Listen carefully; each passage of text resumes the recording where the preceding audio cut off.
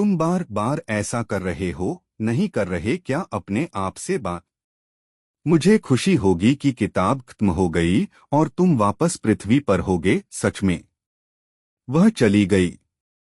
बेचारी लीना। उसे निश्चय ही आसान नहीं रहा है, पिछले कई महीनों से यह सब झेलना। उसे सब कैसा लग रहा होगा।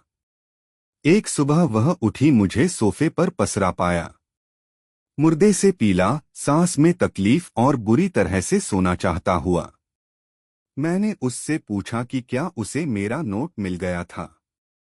हाँ, वह बोली, लेकिन तुम कहाँ चले गए थे?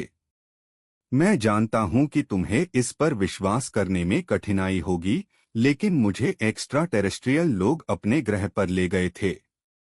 मैं तुम्हें सब कुछ बताऊंगा, लेकिन फिलहाल अभी कृपया मुझे जितना हो सके सो लेने दो। अब मैं सोने जा रहा हूं। मैं यहाँ पसर रहा हूं जिससे तुम्हें न जागना पड़े।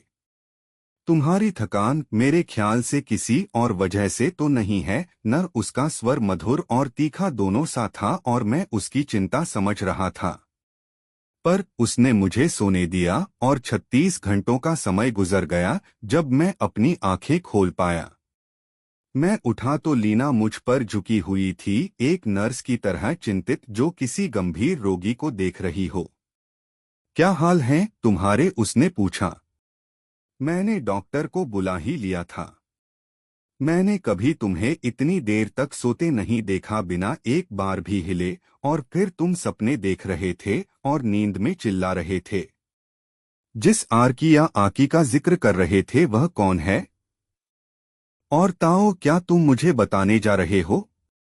मैं उसे देखकर मुस्काया और उसके हाथ चूमे। मैं तुम्हें सब कुछ बताने जा रहा हूँ। मेरे मन में तब आया कि हजारों पति पत्नी ऐसा ही कहते हैं, जबकि उनकी सब कुछ बताने की कोई नियत नहीं होती। मैंने चाहा काश मैंने कुछ इससे कम अभद्र और सामान्य सा कुछ कहा होता। हाँ, मैं सुन रही हूँ। ठीक है, और तुम्हें ध्यान से सुनना चाहिए क्योंकि मैं जो कहने जा रहा हूँ वह गंभीर है, बहुत गंभीर। लेकिन मैं एक ही कहानी 2 बार नहीं सुनाना चाहता। हमारे बेटे को भी बुला लो।